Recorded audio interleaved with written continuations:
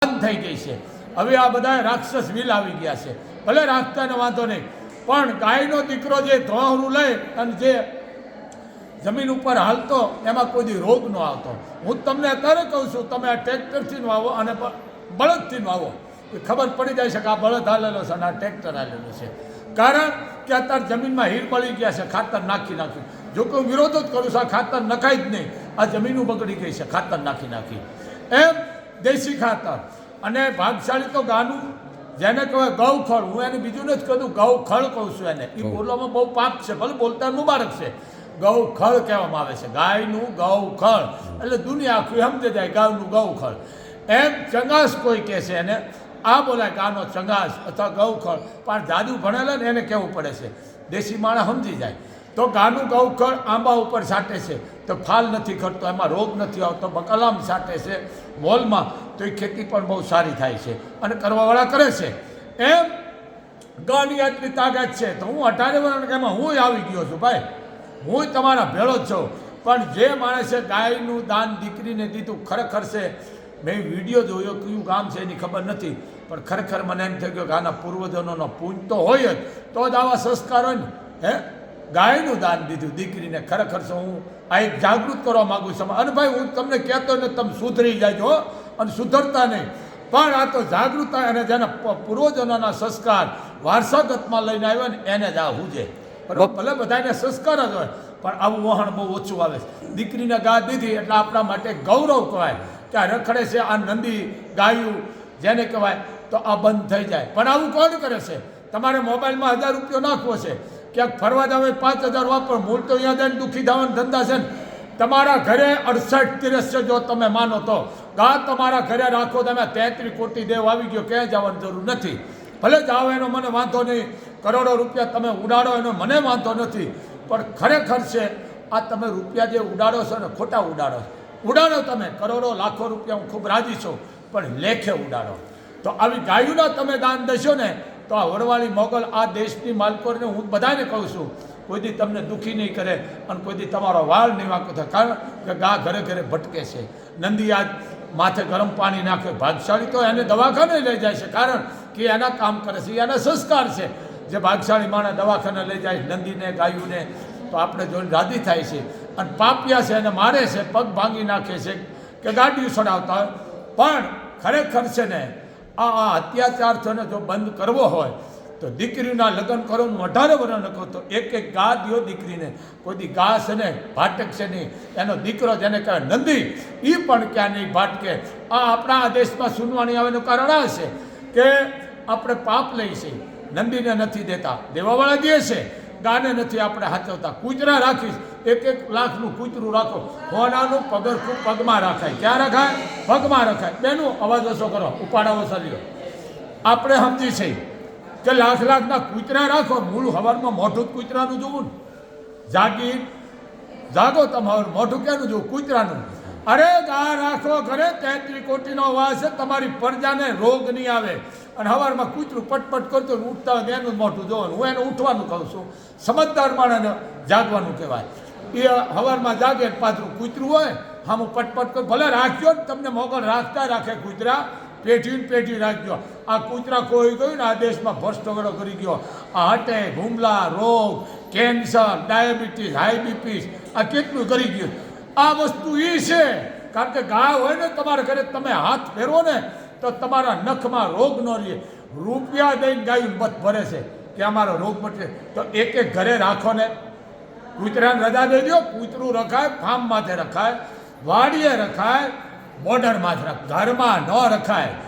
કૂતરું ઘરમાં રખાય, ભલે રાખજો, તમને માતાજી એમને રાખતા રહીએ, પણ કૂતરું કોઈ દી ઘરમાં ન.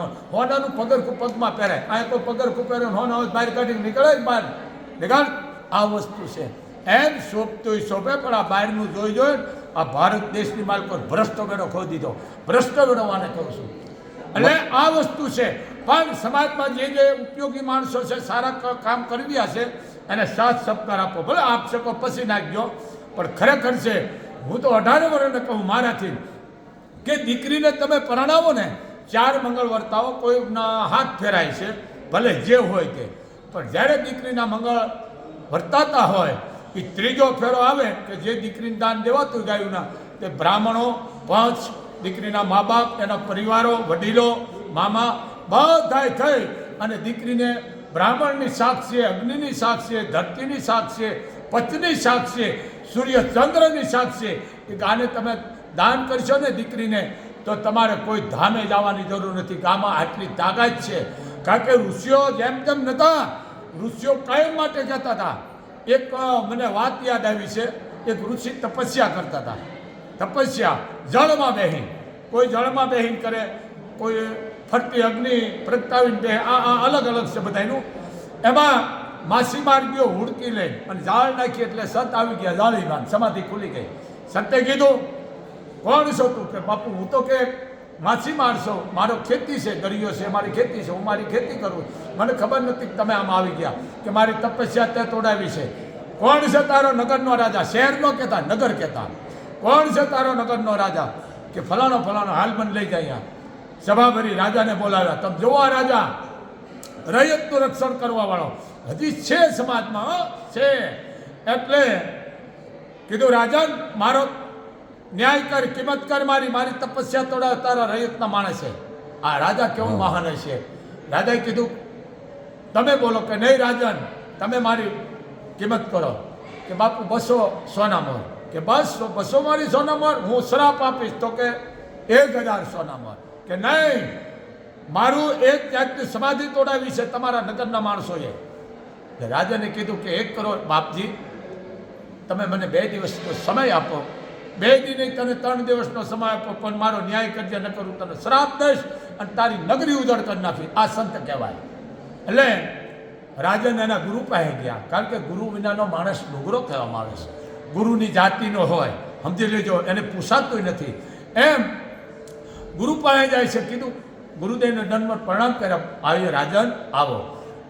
ગુરુદેવ, મારી પાસે એક મહાત્મા આવ્યા છે અને સમુદ્રમાં પાણીમાં બેસી તપસ્યા કરતા હતા અને એની સમાધિ તૂટી ગઈ છે. અમારો નગરનો માણસ હતો અને એ મચ્છીમારી કરવા ગયો હતો. એની કયો ખેતી છે, એક એની ખેતી છે. જે સમુદ્રની માલકો જે મચ્છીમારી કરે એ એની ખેતી છે, એનો બિઝનેસ છે. પણ એમાં જાળમાં સંત આવી ગયા, એની સમાધિ તૂટી ગઈ અને ગામમાં લઈ આવ્યા, નગરમાં લાવ્યા અને એની અમે કિંમત કરી. સંતે કીધું મારી કિંમત કરો. એટલે સંતને મેં 200 કરી કીધું. સંતે કીધું, ક્રોધી થયા કે 200 નહીં, મારી સોનામોર કિંમત વધારે કર. મેં 1000 સોનામોર એની કિંમત કરી. પણ સંત આકરા એટલા થઈ ગયા, મારી ઉપર કાળઝાળ થયા. એટલે હું પગમાં પડીને સંતને કીધું મને 2 દિવસનો સમય આપો. અને સંતે કીધું 3 દિવસનો. જા રાજા, તો આપ આવો અને અમારું સમસ્યાનું સમાધાન કરો. જો આને ગુરુ કહેવાય.